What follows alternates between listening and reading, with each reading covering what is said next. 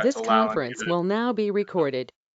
I apologize. to, no worries, to have multiple, like you can maybe create a fourplex in certain places. So it's sort of unclear to me how all of those rules are going to interact with this document. Like it's all very complex, and so it seems like the world's going to shift underneath our feet, and that it's going to go so fast that it's going to be really hard to even engage with or have an influence on. And so when I think about housing, that's what I think about. Yeah, so you see it as a little bit of a threat, maybe? No, I mean, it's a necessity. Like we're going to have a migration crisis. We're going to have to develop density. I guess it's a threat too, and it's an opportunity, and it's everything. But it's just like I think that realistically speaking, I don't think that residents have an ability to influence that process because the interests of capital are going to be driving it. And because the rules in the federal system and the way everything gets funded, and I work for a housing organization, so it's like kind of conservation, but it's like, so it's like that's what's going to be driving that process and our ability to, that's what I think about when I think about housing. I mean, I think that there is, I think that's why, you're all here tonight, and that's the importance of this plan, because it sets the policies that not that there isn't external pressures that they have to be responded to, but the plan can really lay out what South Burlington's plan is, what its vision is, and then try to push things in that direction. Without the plan, it's hard to do that. Yeah. So. No, I agree. I guess I'm just saying that we should really have our feet on the ground as far as the density demands that are going to be put on the city. Okay, I'm going to just kind of move along. The next goal that ranked number 2 was inclusive, fair, and just, or it's about equity, create opportunities for all of our residents and visitors. And so when you think about that, I mean, I think we sort of touched on that a little bit. And, when you think about human scale, there's some crossover there. And the community gardens, it was a great example of trying to provide a resource for people that, are new to our area and it's part of their culture and so on. So anything else in that, what's working well now? How do you, build on what's working well for equity in South Burlington, in your neighborhoods, and, for the city as a whole? Anybody want to jump in on that one?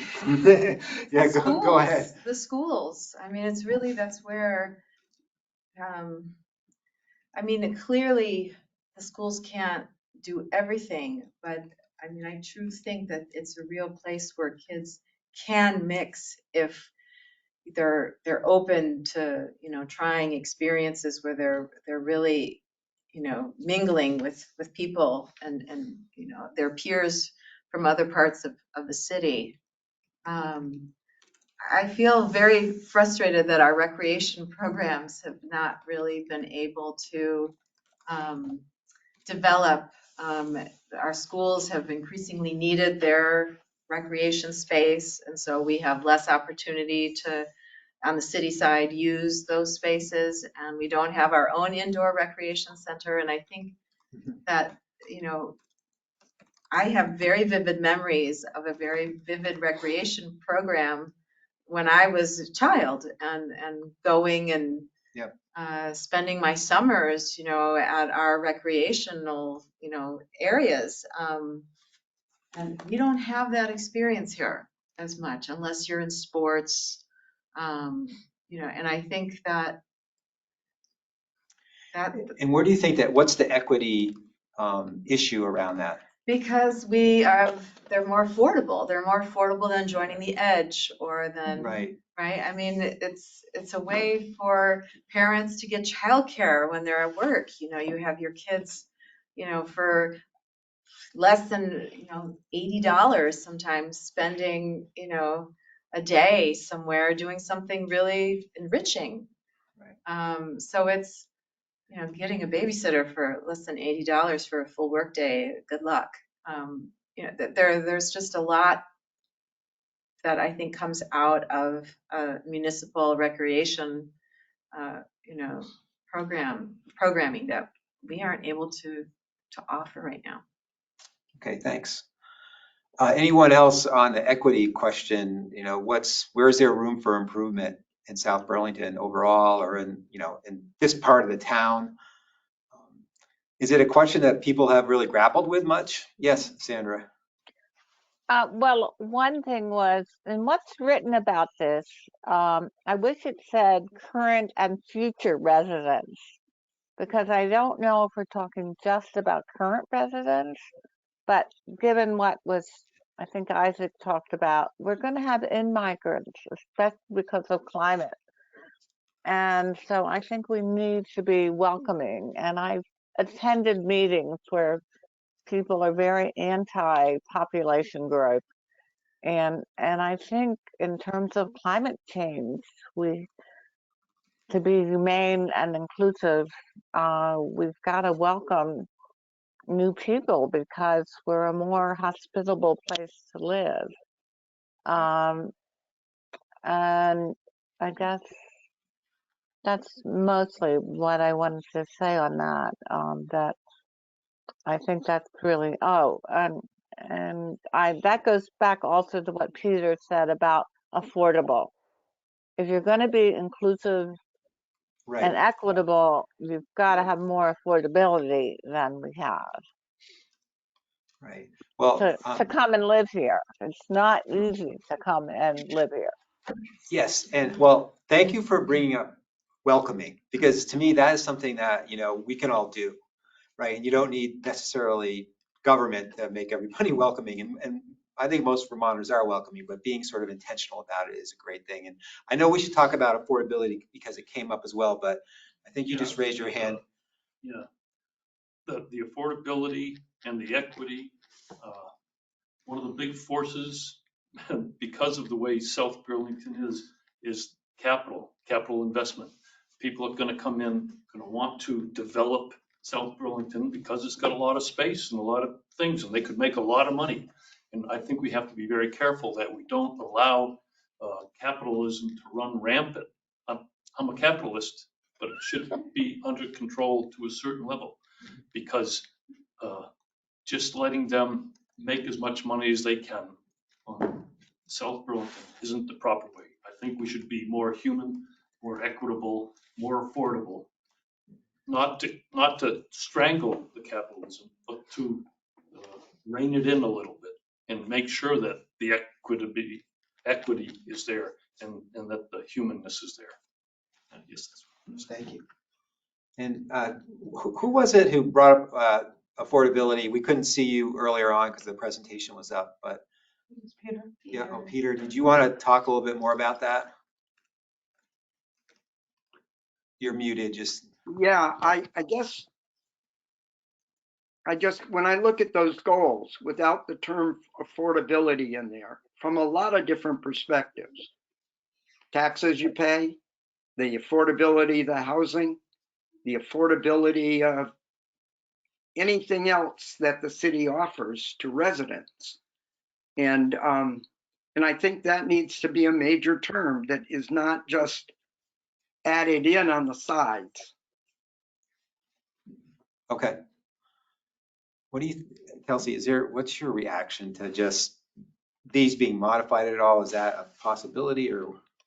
I think it's a possibility. I think the sort of core of each of the goals is pretty well established. These have gone through the city council and the planning commission once. They were sort of not adopted. Vetted, endorsed a little bit as a working draft, if that's fair, Megan. So I think the feeling behind each of them is probably not what we're going to be straying too far from. They're very similar to the 2016 ones, but kind of beefed up a bit. But reworking some of the wording, I think, is something that's possible, or changing things that are bullet points into sort of higher level things, or that. So you can't provide me with any guidance about how to try to get that term inserted as a separate item, number 5. You just have. You have provided the feedback. And probably go to the city council myself from what you just said. Yep, you can go to the planning. You can go to the planning commission. You can go to further meetings from like this. It would be at the planning commission first. So that would be my suggestion: is the planning commission meetings in the sort of spring and summer of this year. I support his view. Okay. So Barb, I saw that you're trying to talk. I think it was Barb that was Yeah. trying to talk and we can't hear you. Do you want to try again? Just take yourself off mute. Yes. Sorry, we can't hear you. If you have a question or comment and want to type it, Yeah, that's probably it. that would be fine. I'm sorry, did someone else raise their hand here? Yeah, go ahead. Yeah, I mean, I agree. Oops. Yeah, she can't hear. Trying to speak, do you not hear me? We don't. Mike's not on. Yeah, Sorry. I mean, I agree entirely on affordability. I agree that it should be central to the plan. I wonder how integral it is about changing. I think I sort of see affordability and equity as part of the same conversation. Yeah. But I think that we should be laser focused on it. And the one thing I'll say just about affordability is the climate angle. I see climate and affordability really related to each other just because, and I'm not even sure this relates to the comprehensive plan because I'm not sure how the climate plan would get integrated to the comprehensive plan. But you see a lot of these market-based solutions that are being put forward, that Burlington's got a ballot item on, that they're talking about S5 in the Senate, the Affordable Heat Act, have the potential to increase costs on working class people, seem likely to, in fact. And that's not equitable. That's not affordable. We shouldn't be doing that. I don't know if that relates to the comprehensive plan. I think it might not. I don't know. Yeah, that's fine. Okay. Yes. So I've read the comprehensive plan. Is that what you're talking about, the 2016? Yes. Yes. This is, Yes. This is up, yeah. I was struck by something in the 2016 comprehensive plan.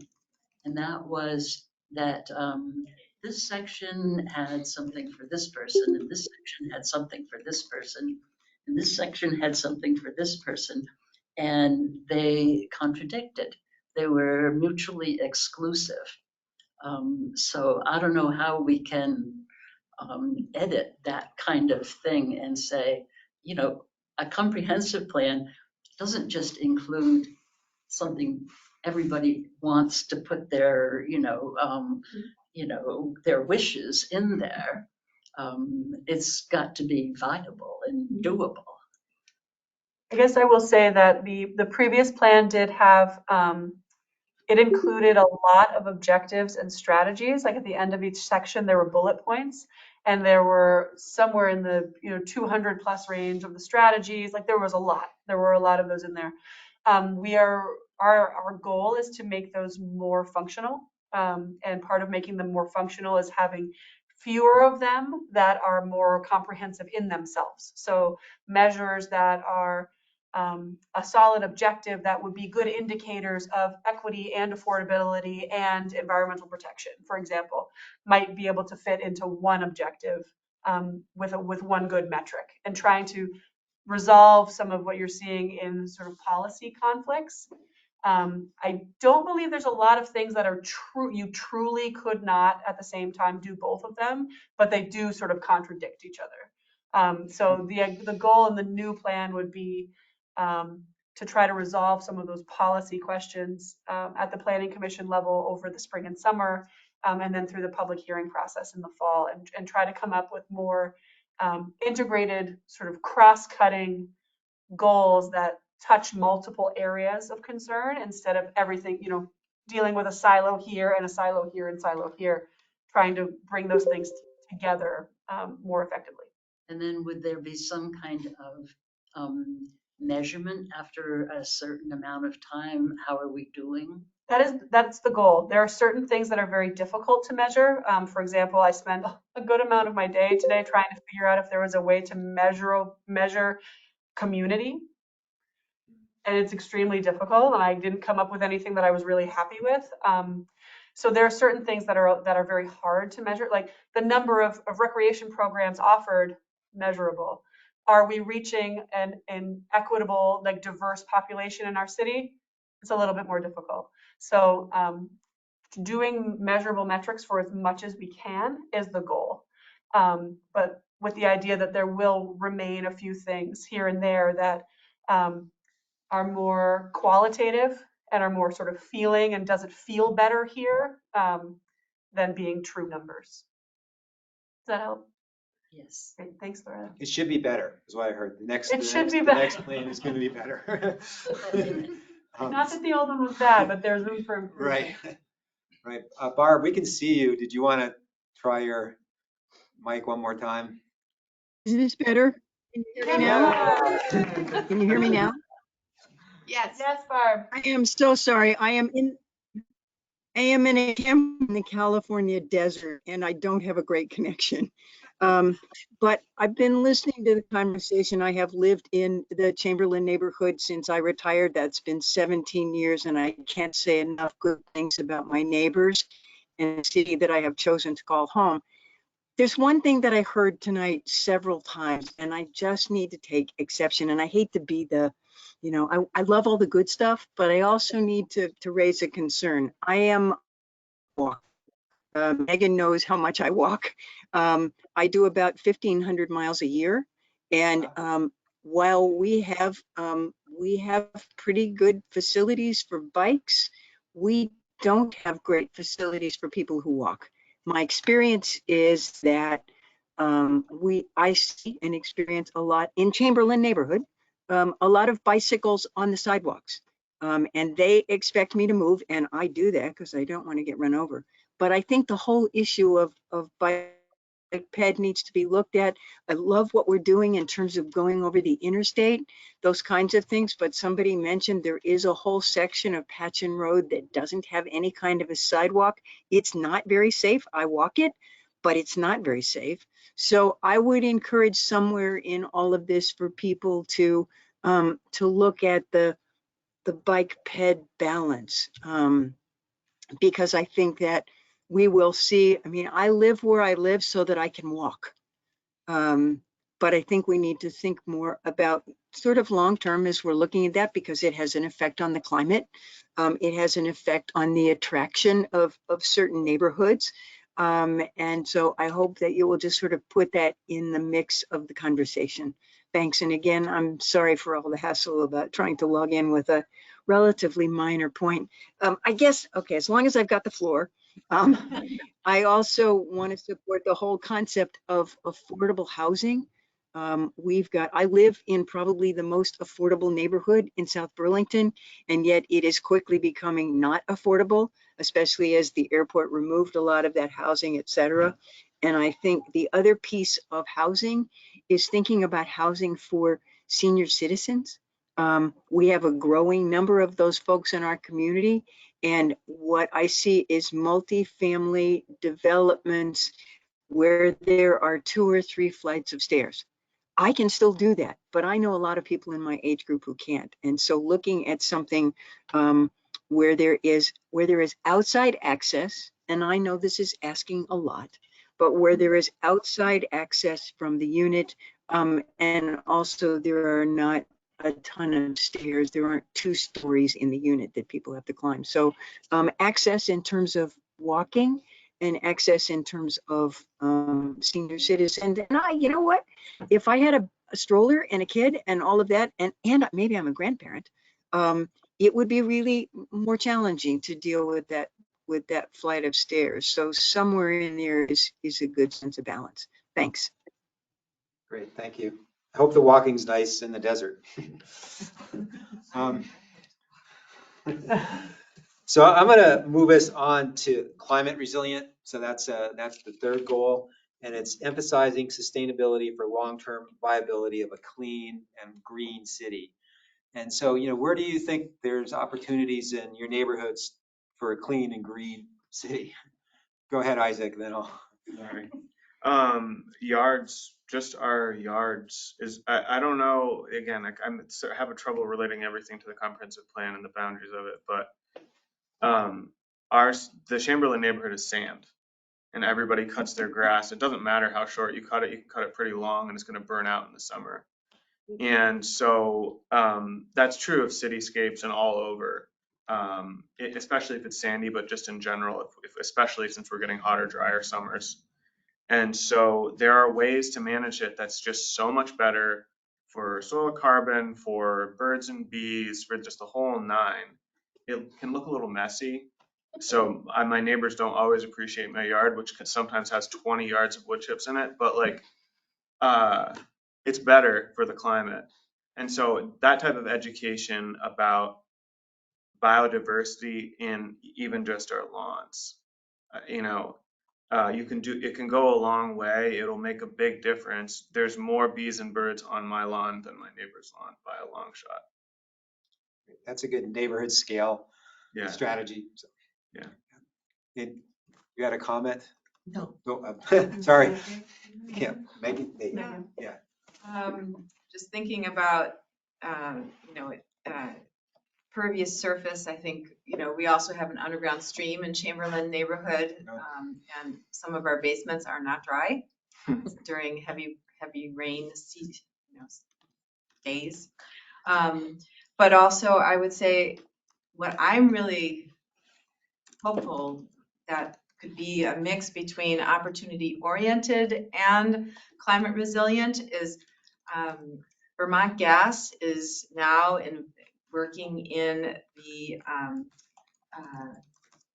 what is it called, where you get heat and cool from geothermal infrastructure, and there are neighborhoods in Canada that are being transformed into geothermal neighborhoods. They're already existing neighborhoods, so they dig, and you can actually run piping, and we have piping already in place. And as Vermont Gas told me, it could be gas or it could be something else running through those pipes. They're not the same pipes, but so something like that would be, I think, a way to support local business and to support our climate resiliency. I'm also looking at Paul, who is our representative for solid waste. Something we have our landfill in our neighborhood. We also have to think about how we can reduce our waste. How can we recycle? Just leaving things out on our front lawns, it can work, but is there a better way for the neighborhood to be organized so that there can be, a recycling? Perhaps we all could go to reuse, but maybe there's a way to Recycling of bikes, okay. of home equipment, of all these things. When people are getting older and they're trying to downsize, they're trying to give stuff away, and I don't know, Right. I mean, Paul would be the person to talk about how to be more climate resilient with solid waste, but I saw him here, I'm like, oh, solid waste. It's interesting Something because about solid waste. we did climate change and energy. That was the focus of last night's meeting. And the solid waste didn't come up at all. I don't usually hear about solid waste. I hear about, it's huge. Building, heating, and transportation are the two big things. But do you have anything you want to add to that? No, I mean, as the solid waste district, I mean, I think does an excellent job in terms of, diversion. We have one of the highest diversion rates in the country. And we do studies of that, every other year, I think it is. So, but there's always more that can be done for sure. And so we're always looking for ways to improve. I do have a concern in about 20 years or so, probably Coventry's going to be full. And, there's a lot of local opposition, which I can understand fully. But even in 20 years, we will still need a landfill somewhere. And, if we have to truck it out of state, that's a lot of carbon and CO2 in the air. So it's a tough issue, and something that needs to be worked on probably at a state level, but for sure. But anyway, so that is a concern I have coming up in the next 20 years. Thanks. What about the East Terrace side of this Northwest District of South Burlington? Any thoughts about climate resilience on the other side of the interstate? Where are there opportunities? I've got another thought if nobody else has one. Sandy's turning on. Sandy's one. Go ahead, Sandy. Well, I think the bike ped bridge is going to be great. I think what people not necessarily, well, Spear Street doesn't have a very good sidewalk. It really doesn't have any. Um, but I think the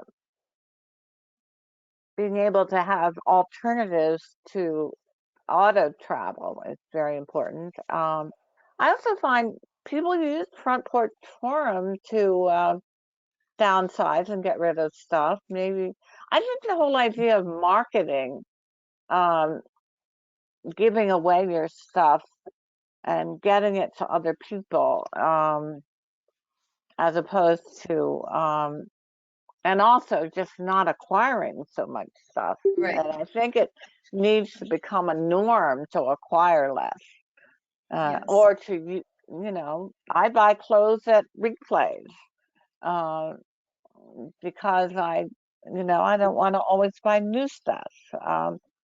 It needs to become more the way people do things. Um, Yeah, it was part of the discussion last night too, if you don't mind me sharing, was just like how, how people act out at the individual level. And that's kind of what you're getting at there. But Peter, go ahead. Looks like you want to say something. Yeah, I was going to follow up, and I think it relates as much to Sandy's neighborhood as anybody's, but parking on pavement versus parking on lawns. I know Burlington has a very strict regulation about parking on lawns. And if you want to put more pavement in, you pay for that. So I think we can control some off-street parking, which also, when you park on the lawn, it solidifies the soil and the water doesn't drain through the soil and the water doesn't drain through. So I think having some type of regulation related to parking in grass or non-pavement areas would be helpful, or at least worth considering. I had an interesting experience. This was when I was working at UVM, and when some recycling became mandatory. So I used to cut through a back entrance, and it happened to be a loading dock, and there were, just on wheels, these, containers that would bring things here and there. The day that the cardboard recycling became mandatory, there was big containers full of cardboard. Before that, none. Ever after the day that it became mandatory, always big containers of, flattened cardboard ready to be taken away. If it doesn't become mandatory, it's not going to happen. You're right. Okay, thanks. Any other thoughts on climate change? Yeah, Isaac. Well, first of all, the permeable parking is a really good idea. My aunt in Burlington put in permeable parking in their driveway. I don't know if there's any way to facilitate that, but it works really well. It's like totally drained. It all drains straight through. The one thing I wanted to say about resilience is, I really think that building stronger communities should be a focus when we think about resilience, because things are going to get really chaotic and we're going to need to take care of each other. And so we saw during the pandemic, there's all these mutual aid groups that popped up because they were necessary. And so I know you said you couldn't find a metric for community. I think that's a good thing to be trying to figure out. But that is going to be one thing that makes us stronger. As we're seeing more violence in society. I just think community is going to help everything, but it's definitely going to help climate resilience. So that's something I think about a lot. How can we encourage neighborhoods to be organizing, outside of official processes? Yeah, and I feel like I dropped the ball a little bit because, when climate change, there's always, there's the reducing greenhouse gas emissions and, walking, biking, different fuel, alternative fuel sources and all that. But then resilience is the other super important part of this because it's changing and we have to be resilient to it. And how you gave some examples. Can others think about how maybe your neighborhood could be more resilient as the climate changes? Right. Paul is here. No, I don't know. I have a concern that, we have not seen a major rainfall event like some areas of the country. We haven't seen 20 inches of rain in a day or 2 days. If we got that, I'm very concerned about flooding in certain areas. I may be overblowing it, but Yeah. In your Not neighborhood Irene, specifically? you know, and you know, it's so unpredictable. You can't rule it out. And so that's one area that I hope Public Works and I will certainly be focusing on, is making sure we have the infrastructure in place to handle huge, big storms. I'm a little concerned about behind our neighbor in our neighborhood, Isaac, that ravine there. It's pretty big, but 20 inches probably fill it up. And you know, I don't know. And there's only a small culvert underneath. And so I'm concerned about that. So And they anyway, can't fix that. so, anyway, so that's something that I think, I hope Public Works will take a look at. In our emergency management plan, South Burlington is very severe for flooding. That's one of our real risks, is flooding. Okay. All right, good to So know. it's, So I think we advertised wrapping up by 8:30, so we're not that far from that. And there is one goal left, and it's, was the fourth one, but just if anybody has any thoughts about that one, which is opportunity oriented, being a supportive and engaged member of the larger regional and statewide community. And under that, there's a lot of that is related to the economy, but it's also working regionally and with other partners to achieve your other goals. So if you have any thoughts about that, or anything else, maybe we can use these last few minutes just to feel free to bring up anything that maybe didn't fit under this framework that we have, any concerns or issues or other questions that you might have about the plan as it goes forward. Yeah. Just with respect to opportunity, there's going to be a ton of federal money for climate spending. And so trying to capture that federal money to the greatest extent that we can, and then utilizing it in ways that are helping people. And so that I see that as an opportunity. And I also see a couple different directions you could go with that. You could go with the capture, the electrify everything stuff. And there's also like the bike ped. I would be more inclined to go in that direction, to try to capture funding relating to biking and pedestrian use. Yeah, it kind of rings a lot of bells. Yeah. So any other thoughts from folks that want to weigh in before we wrap it up? Well, that made me think of something. There'll be funding, and are we in competition with, our neighbors, or are we going to work together with them? Because, it's not, so people don't need to have a swimming pool in each backyard. Each city doesn't, or town doesn't need to have everything. How can we coordinate and not be working at loggerheads with other towns? Right. And just one other thing, we want to make sure we bike and pedestrian paths are important, but mass transit is important too. Absolutely, we want to make sure we don't do anything that would diminish what we have already. Maybe improve on it. And I know the city's been actively engaged for probably ever with the Regional Planning Commission and probably, on the Green Mountain Transit Board, all those things, and is really active.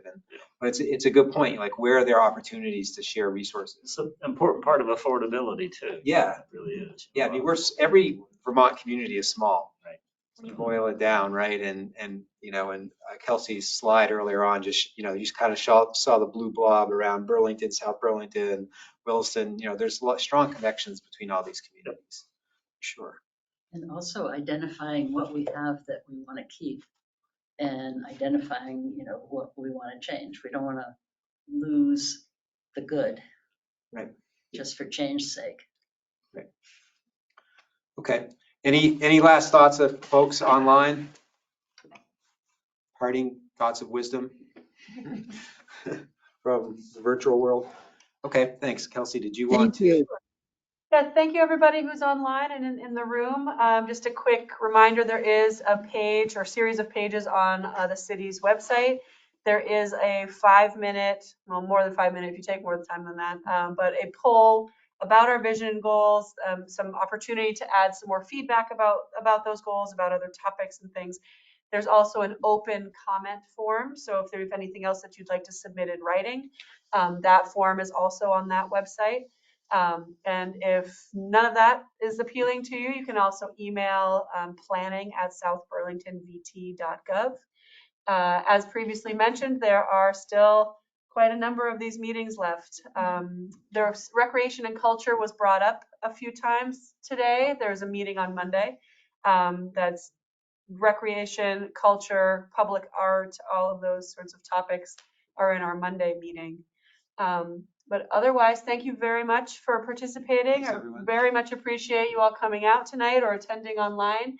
And if you have any future questions or concerns or anything else you'd like to add, we're here, and we will be here through the end of August when the draft will go into public hearing, and then that's still more opportunity to provide feedback at the public hearing. So you can spend all your time doing this from now till December if that's what you'd like to do.